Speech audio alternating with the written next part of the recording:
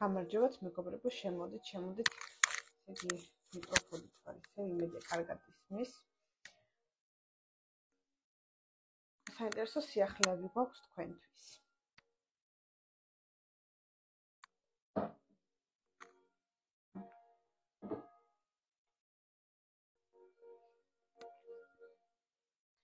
ტრადიციულად უნდა შემოვკრა ტიბეტურ თასს, მეგობრებო.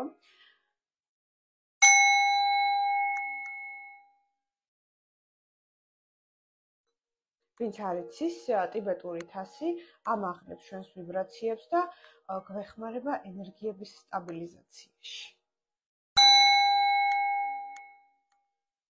ფაქტობრივად სულის მკურნალია მართლაც. ტიბეტური თასების თერაპია არსებობს მსოფლიო მასშტაბით. და ვისაც გაინტერესებთ ეს თასები, გვაქვს კიდევ პატარა ზომის, კომპაქტური და საოცარი ხმით დარჩენილი გვაქვს კიდევ რამოდენიმე გვაქვს ახლა მხოლოდ დანარჩენები გაიყიდა და შესაძენად მოგწერეთ პირადში, მეგობრებო, ეს კომპაქტური იმიტომ მომწონს, რომ თან დამაქვს ხოლმე, რომ მგზავრობ ესე ჩანტაში ჩაიდებ და მშვენივრად მე ნებისმიერ დროს ამოვიღებ და შემოვკრავ ხოლმე ტიბეტურ თასს. იმედია ხმა კარგად ისმის, ეხლა მიკროფონი მაქვს თან. მეგობრებო, იმედია კარგად ისმის. მოკლედ, საინტერესო ვიდეო ჩაგიწერეთ ერთ ცნობილ მსახიობზე, რომელიც, წინა წელს განსაკუთრებით გახდა ძალიან აქტუალური და პოპულარული თავისი ერთი როლის გამო. ქალია. ახალგაზრდა ქალი. მაინტერესებს თუ გამოიცნობთ, ვინ იყო ძალიან აქტუალური წინა წელს ჰოლივუდის ვარსკვლავი. თავისი ერთი როლის გამო ვინ იყო ძალიან აქტუალური წინა წელს. აბა თუ გამოიცნობთ, მისი პირადი რუკის განხილვა ჩავწერე, ასევე სინასტრიაც კიდევ ერთ მსახიობთან და საკმაოდ საინტერესო ვიდეო გამოვიდა. ეხლა ვამონტაჟებთ და ამ დღეებში დაიდება. და პრინციპში თქვენი საყვარელი რუბრიკა ცნობილი ადამიანების პირადი რუკების განხილვა ბრუნდება, მეგობრებო. და დამიწერეთ კომენტარებში, ვისი პირადი რუკა გაინტერესებთ ცნობილი ადამიანებიდან, რომ განვიხილო. და ასევე, მეგობრებო, გვაქვს სიახლე თქვენთვის, ვიწყებთ ახალ რუბრიკას ყოველ კვირაულს, ანუ კვირაში ერთხელ გამოვა ვიდეო თქვენს კითხვებზე პასუხის. მეგობრებო, ამ რუბრიკას ქვია #astrokitkhvები. სწორედ ამიტომ გაქვთ ახლა დრო, პრინციპში ამ კვირის ბოლომდე, რომ მომწეროთ კითხვები #-ით astrokitkhvები, მომწეროთ კითხვები, რა გაინტერესებთ ასტროლოგიაზე ზოგადად, ან ნუმეროლოგიაზე, ეზოთერიკაზე, ხო, თვით შემეცნებაზე.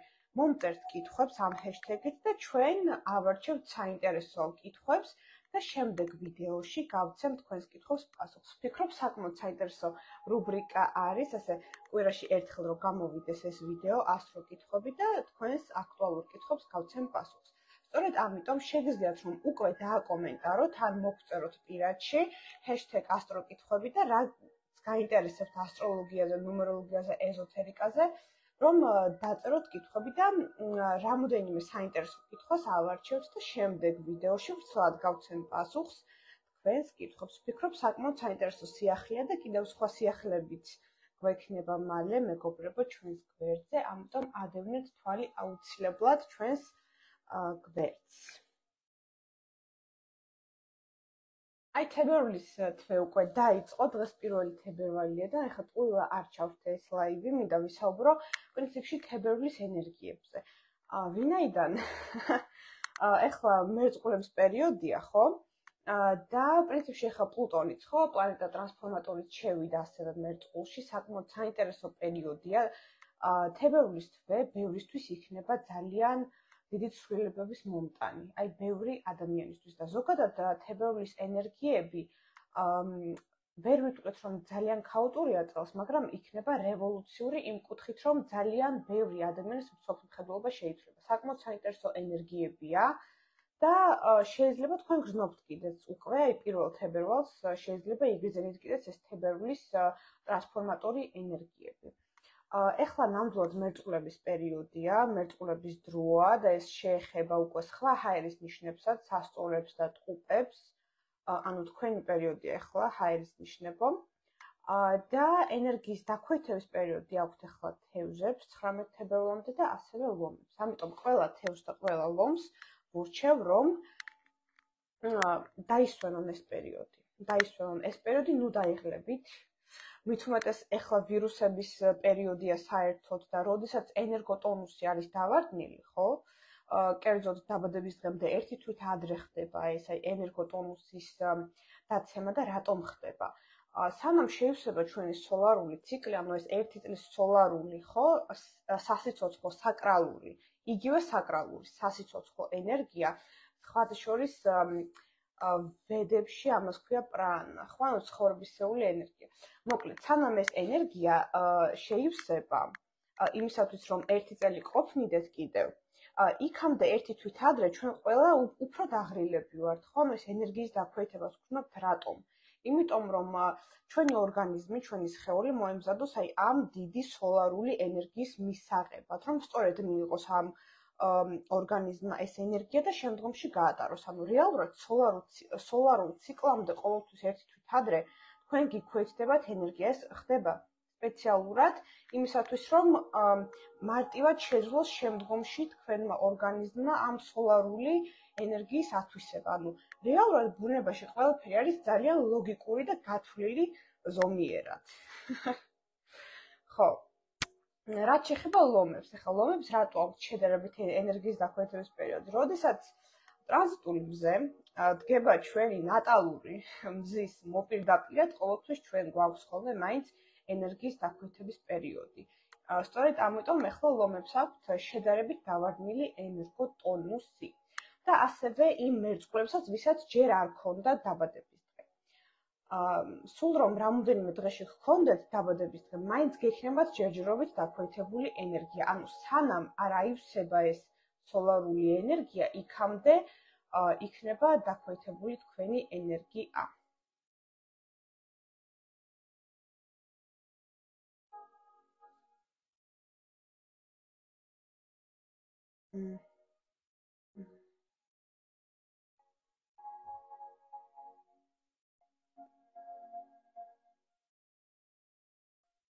ვნახოთ, მზე მთვარე ლილიტი და დაღმავალი ერთ ნიშანში სტელიუმია, თუ არ და რას ნიშნავს სტელიუმი? სტელიუმი ნიშნავს, როდესაც მინიმუმ 3 პლანეტა არის ერთ ზოდიაქოს ნიშანში და ხდება შეერთება. რაც შეეხება დაღმავალს, ახლა დაღმავალი ვინაიდან მაინც ფიქტიური წერტილია, ანუ რეალურად დაღმავალი კარმული კვანძი კეტუ, როგორც ციური სხეული არ არსებობს, ანუ ეს არის ფიქტიური წერტილი, კარმული კვანძი. ლილიტიც ფიქტიურია და არ არსებობს. ანუ აქ საუბრობთ 3 პლანეტაზე. ლილიტი და დაღმავალი არ ითვლება სტელიუმში. ანუ ითვლება სხვა პლანეტები, მზე, მთვარე, ვენერა, მარსი, მერკური, იუპიტერი, სატურნი, შეიძლება იყოს ურანი, ნეპტუნი, პლუტონი, ეს პლანეტები ჩაითვლება. მაგრამ დაღმავალი და ლილიტი, ანუ ფიქტიური წერტილები და ასევე ასტეროიდებიც არ ითვლება მაინც სტელიუმში. სტელიუმში ჩაითვლება თვითონ პლანეტები. უნდა იყოს მინიმუმ 3 პლანეტა ერთ ნიშანში და უნდა ქმნიდეს ასევე შეერთებას.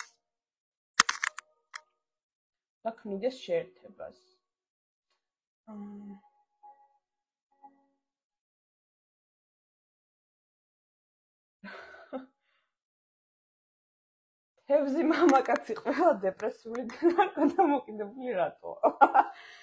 ეს თქვენ ხვდებათ ასეთები ალბათ, თორემ მე ისეთი თევზი კაცები მინახავს, აი გურუები არიან ჩვეულებრივები, ანუ ეს თქვენ ხვდებათ ასეთი თევზები, თორე ყველა თევზი ასეთი არ არის ნამდვილად. თუმცა ყველა წყლის ნიშანი, ანუ კირჩხიბით, თევზით და მორიელით, მაინც სხვადასხვა სახის დამოკიდებულებებისკენ არიან მიდრეკილები. სხვათა შორის მე კირჩხიბები მხვდება ხოლმე უფრო ასეთი. ამიტომ პირად რუკას გააჩნია უფრო. ეხლა ყველა არ იქნება ასეთი. ყველა თევზი ნამდვილად არ არის ასეთი. თუმცა მიდრეკილება აქვთ, თუ არ ვითარდებიან შინაგან. ეხლა სულიერად განვითარებული თევზი ისეთია, რომ ვარეორი შეედაროს რა, მაგრამ თუ არ ვითარდება თევზი, მაშინ რა თქმა უნდა, ეხლა ყველაზე ცუდი თვისებები შეიძლება გამოვლინდეს. იმიტომ რომ ბოლო ნიშანია და საერთოდ განუვითარებელ, ხო, სულიერად განუვითარებელ თევზებს უწოდებენ ასტროლოგიურ ნაგავ საყრელს. ანუ ყველა ცუდი თვისება, ყველა ნიშნის იქნება ამ ადამიანში. თუ არ ვითარდება, მაგრამ თუ განუვითარდება, ყველაზე კარგი თვისებები აქვს, რაც კი არსებობს გალაქტიკაში.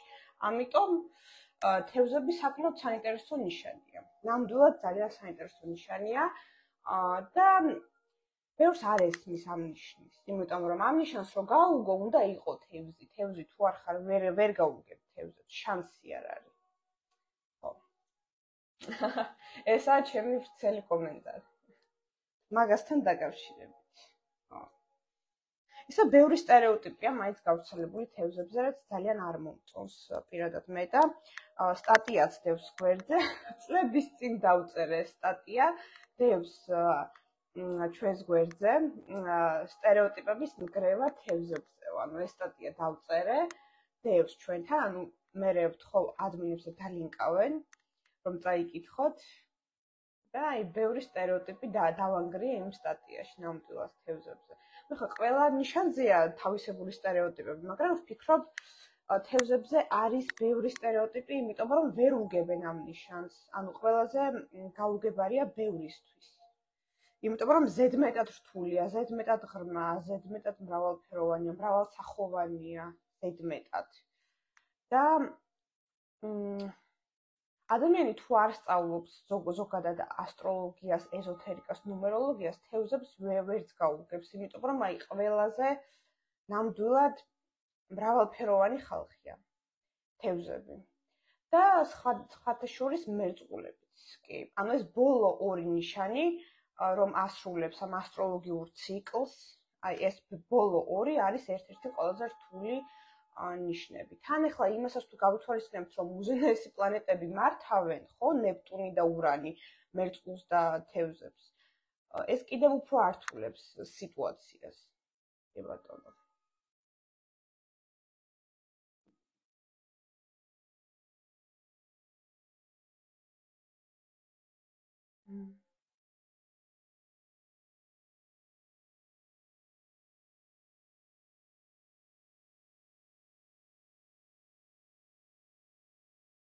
ხან გიჟი მგონია, ხან ძალიან ბრძენია. ხო, ასე, ანუ ყველა გიჟი ცოტა ბრძენია და ყველა ბრძენი ცოტა გიჟია. აი, ასეთ დუალისტურ სამყაროში ვცხოვრობთ. ეს ასეა რეალურად. ეხლა ძალიან ბევრი არის გატაცებული ამ რაღაცა ფსევდო სპირიტუალური თემებით. ხო, ეს რაღაცა აივასკა და სხვა თემები კიდევ. ჩემი აზრით ეს ყველაფერი ფსევდოა უფრო ასე ვთქვათ. აი ხო, მაგაზე კიდევ სხვა შორის გეგმავდი რომ ჩამეწერა ვიდეო, მე ჩავწერ ვიდეოს, ეხლა ძალიან ბევრი შამანური რიტუალები შემოვიდა უკვე და აი ბევრი ცნობილი ადამიანი ბლოგერი თუნდაც, ხო, ეხლა უცხოელ ბლოგერებს თუ უყურებთ თქვენ, ბევრი საუბრობს ეხლა ამაზე და აი გონიათ რომ რაღაცა გაეხსნათ და გასხივოსდნენ და ასე შემდეგ, მაგრამ ყველაფერი ეს არის უბრალოდ ჰალუცინაცია რეალურად. ანუ ძალიან აი ფსევდო სპირიტუალიზმი არის ახლა გააქტიურებული ჩემი აზრით რა. თან ყველაზე ცუდი არის ის, რომ თვითონაც ჯერათ და სხვებსაც აჯერებენ მე ამას, ანუ ესეც სასწაულია. ხო, მინდა პალოსანტო დავანთო. თან ჩვენი წმინდა ხე ტრადიციულად პალოსანტო.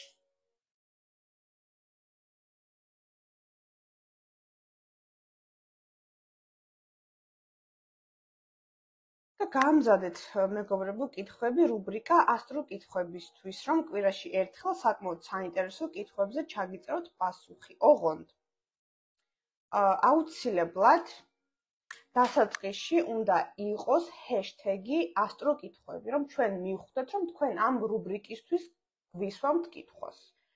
შეგიძლიათ ეხლაც დააკომენტაროთ, ან პირადში მოგწეროთ ეს კითხვა და შემდგომში შევარჩევთ კითხვებს და ამ კითხვებზე ვრცელ პასუხს გაგცემთ ამ ვიდეოში. ვფიქრობ, საკმაოდ საინტერესო იდეა არის კონტენტის გახალისებისთვის, ასე ვთქვათ.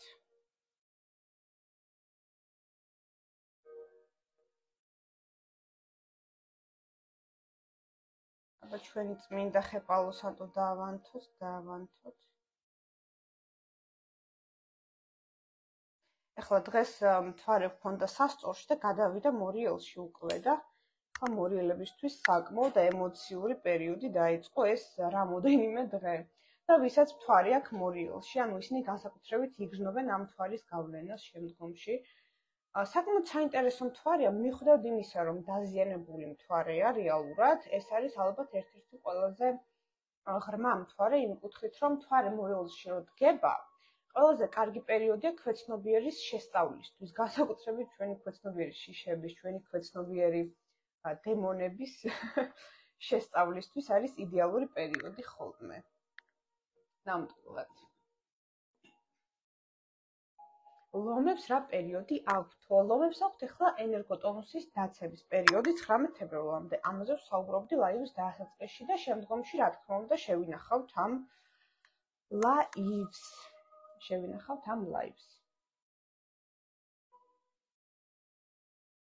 ყველაზე ცუდი ისაა, რომ ასტროლოგიას ურევენ შიგნით და ამით ამბეცნებასაც უტეხეს ახალს, კი ბატონო. კი. სხვადასხვა ბევრი წერს ახლა, რომ აინტერესებთ ასტროლოგიის შემსწავლელი კურსი, რომ გავაკეთოთ. დაპლიუსტით თუ გინდათ, რომ გავაკეთო ასტროლოგიის შემსწავლელი გრძელვადიანი კურსი, მეგობრებო და აუცილებლად თუ შეგროვდება ბევრი პლუსი, თუ გაინტერესებთ ჩემგან ეს კურსი, აუცილებლად გავაკეთებთ უახლოეს პერიოდში ამ კურსს. მეგობრებო და ყველას გელით, რომ დავანგრიოთ ერთად სტერეოტიპები.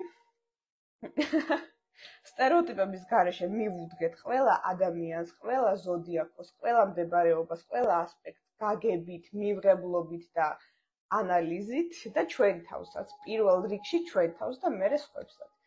ვფიქრობ, საკმაოდ საინტერესო იქნება კომბინაცია, რომ გავაკეთოთ, ანუ მხოლოდ ასტროლოგია არ არის საკმარისი ჩემი აზრით თვით შემეცნებისთვის. იქ ნუმეროლოგიასაც ჩავრთავ მაშინ, ცოტა ეზოთერიკასაც და ასევე ადამიანის დიზაინის შესავალიც იქნება. ხო? ანუ უფრო უკეთ, რომ შეიმეცნოს თქვენი თავი და ადამიანები გარშემო. ანუ ეს არ იქნება კურსი მხოლოდ ასტროლოგიაზე. ეს იქნება პრინციპში კომბინაცია. ნუმეროლოგიასაც ჩავრთავ, ადამიანის დიზაინი, ცოტა ფსიქოლოგიაც, საკმაოდ საინტერესო და მრავალფეროვანი იქნება ჩემი აზრით.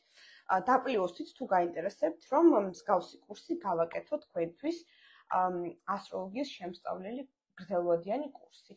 დაახლოებით ალბათ 2-3 თვიანი იქნება ეს კურსი.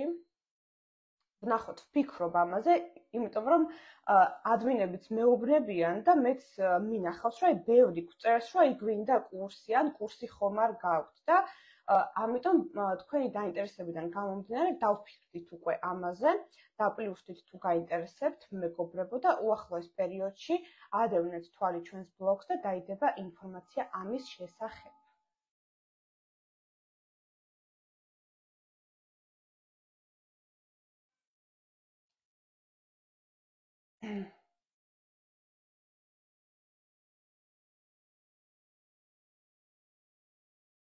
მერვე სახლი საკმაოდ საინტერესო სახლია სხვათა შორის.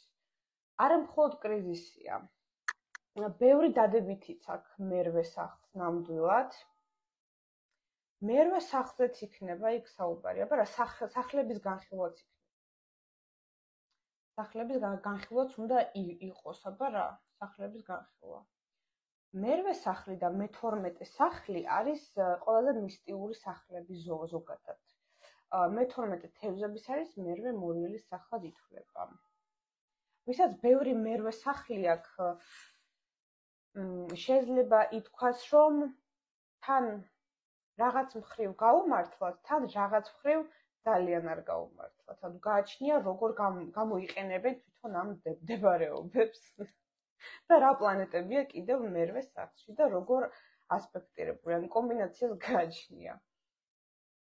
ბევრისთვის საკმაოდ ტრაგიკულად თამაშდება ეს მერვე სახლი და ბევრი პირიქით მდიდრდება კიდეც.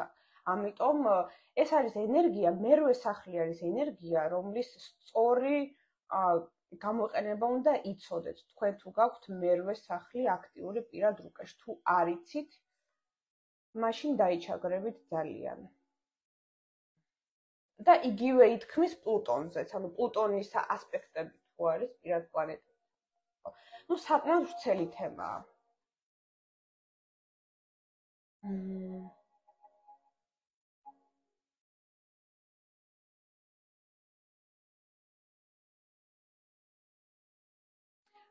ზემოთ ვნახე კითხვა, ხო.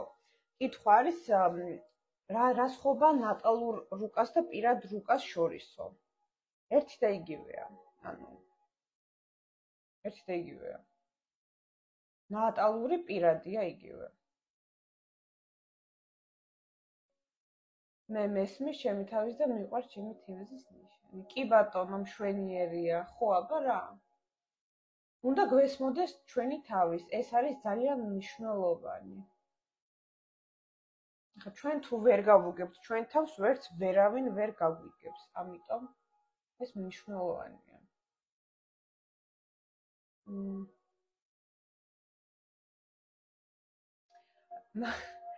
მაინტერესებს რატომ არიან ცეცხლის ნიშნები მზე, ტოქსიკურები.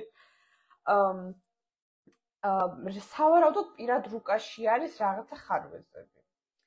შეიძლება დაზიანებული პირადი პლანეტები გქონდეთ ან ნეგატიურად ასპექტირებული და ასე შემდეგ. ეხლა მზე ცეცხლზე კონკრეტულად მე რაც შემჩნევია, უბრალოდ არიან ჰიპერაქტიურები და ძალიან ენერგიულები. მომენტებში ხო, ანუ ეს ენერგია სწორედ თუ არ მიმართეს, შეიძლება გამოვლინდეს იმპულსურობის და აგრესიულობის სახითაც, ხო?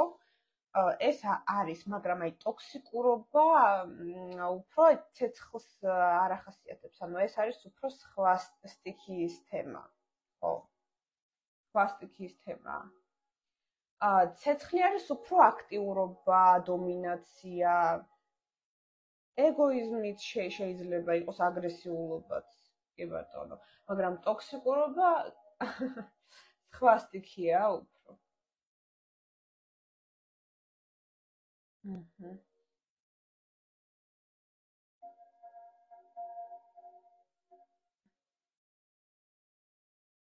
საინტერესო კითხვა, რომელ წელს იქნება შავი მთვარე მშვილდოსანშიო?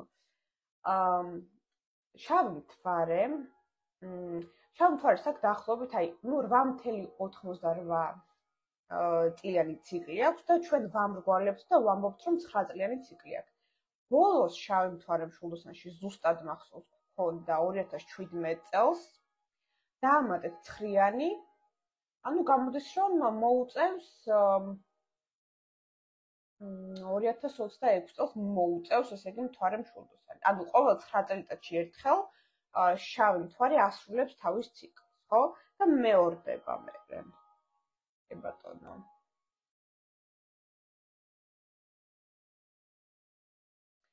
საქართველოს რომ დაგვირდით ჩაწერს, კი ბატონო, ჩავწერ ამ დღეებში საქართველოს ამ წლის პროგნოზს და ავტვირთავთ. ჯერ სხვა ვიდეოს ვამონტაჟებთ, ეხლა ერთ-ერთი ცნობილი ჰოლივუდის ვარსკვლავის პირადი რუკის განხილვა ქალია, რომელიც წინა წელს იყო ძალიან აქტუალური თავისი ერთი როლის გამო, განსაკუთრებით ზაფხულის პერიოდში.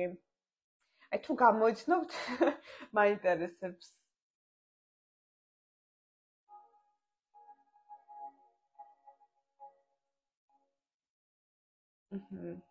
და ხო, ხშირად გვწერენ ხოლმე კიდევ კონსულტაციაზე ადგილებზე. არის მეგობრებო, ეხლა თებერვლის თვისთვის გვაქვს უკვე წინასწარ ჩაწერა კონსულტაციაზე, ვისაც აინტერესებს ერთსაათიანი ონლაინ კონსულტაცია გასაუბრება ჩემთან, მეგობრებო, დეტალებისთვის და ჩასაწერად მოგწერეთ პირადში აუცილებლად. და ასევე მეგობრებო, ველი თქვენს კითხვებს რუბრიკისთვის ასტრო კითხვები. საინტერესო კითხვები დასვით, არ შემარცხნივთ. ველი თქვენგან ბრძნულ და ღრმა კითხვებს. ეს არის ჩემი დავალება. ჩემი დავალება თქვენ, საინტერესო კითხვები. და აუცილებლად შევინახავთ ახლა ამ ლაივის ჩანაწერს. საკმაოდ საინტერესო ასპექტებია ცისკაბადონზე, ეხლა ნამდვილად. და მინდა ესეც განვიხილო, ორიოდე სიტყვით. ახლა გვაქვს მზე იუპიტერის კვადრატი დაპირისპირება და მზე ურანის დაპირისპირება, რაც პრინციპში საკმაოდ საინტერესო ასპექტია და ხშირად ვლინდება ხოლმე ისე, რომ ხალხს უნდება განთავისუფლება, გაპროტესტება, გვაქვს ხოლმე ამ პერიოდში გამოსვლები, აქციები, პროტესტები და ასე შემდეგ. რეალურად მზე ურანის დაპირისპირება ჩვენში აღძრავს აი რაღაცა სიახლეებს, ინოვაციის წყურვილს აღძრავს ხოლმე და ხდებით ჩვენს რეაქციებში უფრო სპონტანურები. ვინაიდან მზე არის პირადი პლანეტა, მაინც თითოეულ ჩვენგანს შეეხება ეს ასპექტი ასე თუ ისე. მაგრამ განსაკუთრებით იგრძნობენ ახლა ამ ასპექტს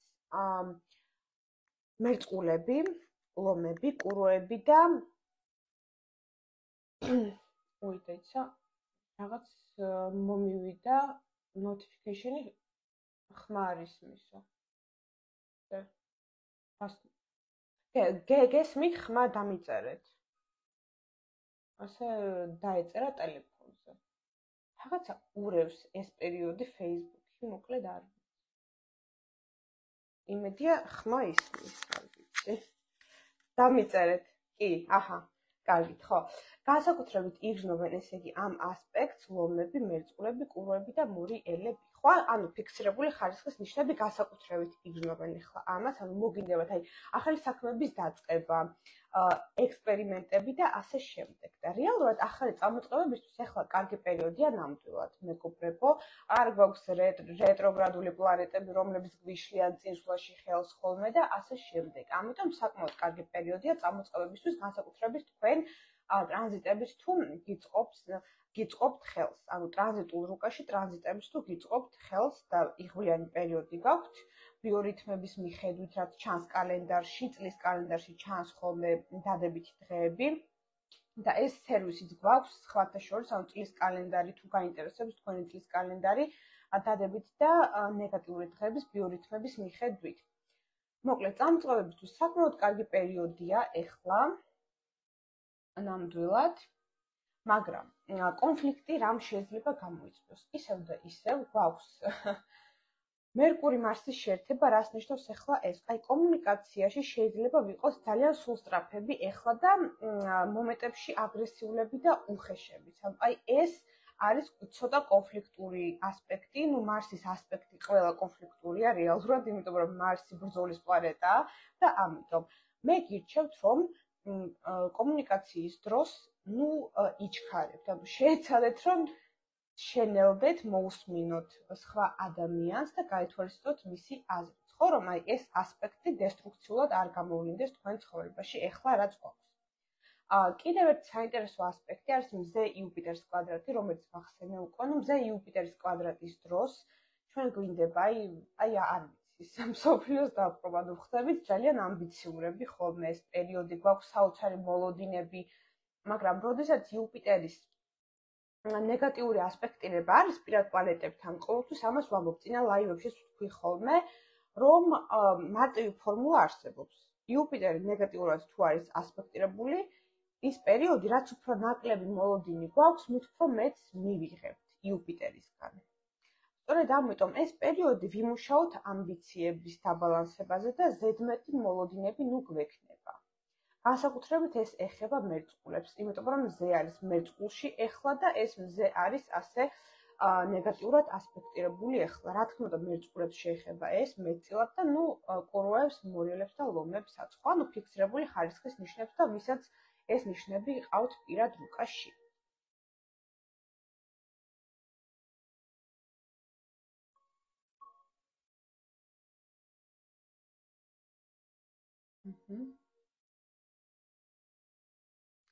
აჰა, ისმისო, კარგია თუ ისმის. იტალიაში დაიწყო ტრაქტორების გაფიცვებია, ხო? ანუ გაფიცვები იქნება. თუ არ ვთქვი, ახლა სტუდენტები გაიფიცნენო ჯავახიშვილში, ну ეს მსმენი, ახლა სიმართლეა თუ არა, არ ვიცი. ანუ დაიწყება ახლა პროტესტები, გაფიცვები და ასე შემდეგ. მზე ურანი. გამარჯობა. ასტროლოგიის შესწავლა სად ხდება-ო? მალე მოხდება ჩვენთან და გელით ყველას ჩვენს გრძელვადიან ასტროლოგიის შემსწავლელ კურსზე, რომელიც იქნება მალე. დაპლიუსტით, აუცილებლად დაპლიუსტით, ვისაც გაინტერესებთ ინფორმაცია ამაზე.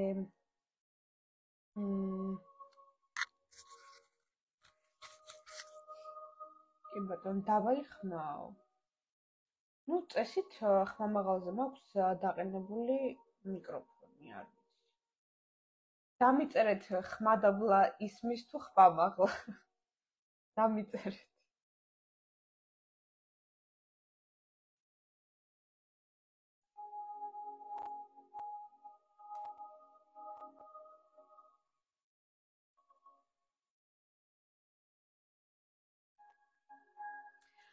თევზი დრაკონიო, ახლო პერსპექტივის ჰორიზონტზე რა შეიძლება გამოჩნდეს?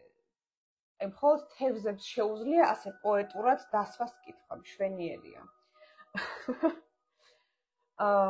ახლო პერსპექტივის ჰორიზონტზე ჩანს ის, რომ 10 თებერვლიდან დაგეწყებათ შედარებით კარგი პერიოდი, ისევე როგორც ყველა დრაკონს. იმიტომ რომ დრაკონი შემოვა 10 თებერვლიდან, მეგობრებო, ჯერ არ შემოსულა ველით, რომ შემოადგას თავისი ფეხუკები. შემოადგას აუცილებლად. გვჭირდება დრაკონის შემოსვლა, გვჭირდება რევოლუცია და ცვლილებები, აუცილებლად. 10 თებერვალს მე გირჩევთ, რომ აღნიშნოთ ახალი წელი, იმიტომ რომ რეალურად 10 თებერვალს დადგება ჩინური კალენდრის მიხედვით ახალი წელი და შემოვა დრაკონი. შემოვა ბოტებს.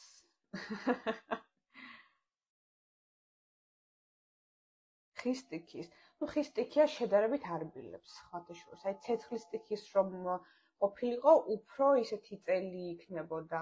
აგრესიული და დამანგრეველი, მაგრამ ვინაიდან ხის სტიქია მაინც ყოველთვის არ ბილებს და მწვანე ფერით საკმაოდ ჰარმონიულია ისევ და ისევ ანჰატა გულის ჩაკრასთან არის კავშირში მწვანე ფერი. ამიტომ ბევრი წყვილი შეიქმნება 2024 წელს. ბევრი წყვილი შეიქმნება, დააოჯახდება, დაასერიოზულებენ თავის კავშირს და ასე შემდეგ. საკმაოდ სასიყვარულო წელი გველის. შემონარნარდება, დიახ, შემონარნარდება. კარგად ისმის, კარგია, კარგად თუ ისმის. დავიღალეთ მორიელები, კარგი პერიოდი, როდის დაგვეწყებავს, რამე საიმედო გითხარითო. ნია. პირველი არ ხართ, ვინც ამას მეუბნება, ნამდვილად მორიელებს არ ქონდათ მარტივი წინა წელი და ეს პერიოდიც არ აქვთ მარტივი მორიელებს ზოგადად. ისევ და ისევ იუპიტერი საპირისპირო ნიშანში რომ დგას, ამის გამო შეიძლება ითქვას, რომ უიღბლო პერიოდია მორიელებისთვის. ეს ყველაფერი დასრულდება 26 მაისს. ანუ 26 მაისს არა მხოლოდ საქართველოს დამოუკიდებლობა უნდა აღნიშნოთ, არამედ თქვენი განთავისუფლებაც ამ შედარებით უიღბლო დამბრკოლებელი პერიოდისგან მორიელებო. 26 მაისამდე მოითმინეთ და მერე იუპიტერი რომ შევა ტყუპებში, აი მერე შედარებით ამოისუნთქებთ. კი ბატონო. წინა დრაკონის წელში გავთხოვდი და ეხლა რა იქნება ნეტავ. შეიძლება რომ ურთიერთობები გადავიდეს ახალ დონეზე, ვთქვათ, ცვლილებები გქონდეს, რატომაც არა.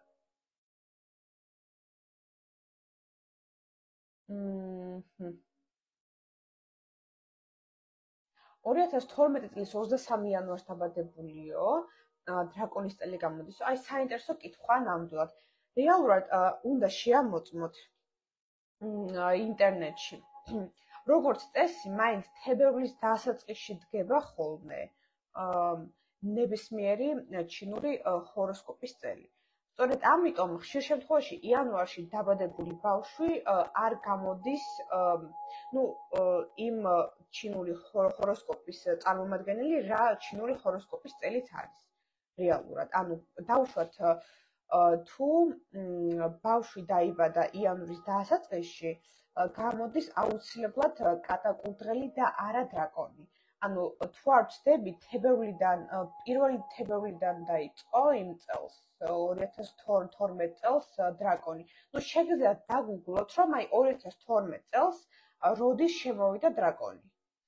მაგრამ სავარაუდოდ მაინც კატაკურდღელი გამოდის 23 იანვარს თუ არის. იმიტომ რომ ჩინური ჰოროსკოპის მიხედვით იანვრის ბოლოს იშვიათად დგება ხოლმე, ახალი წელი უფრო არის თებერვალში ხოლმე, როგორც წესი. ანუ სულ ასე ემთხვევა ხოლმე. ანუ შეგიძლიათ გადაამოწმოთ.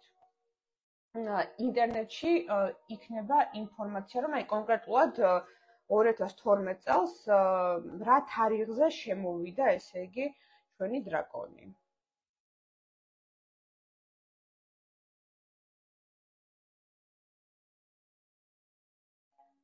მეგობრებო, აუცილებლად შევინახავთ ახლა ამ ჩანაწერს. და ველი თქვენს კითხვებს. ახალი რუბრიკისთვის მოგწერეთ აუცილებლად.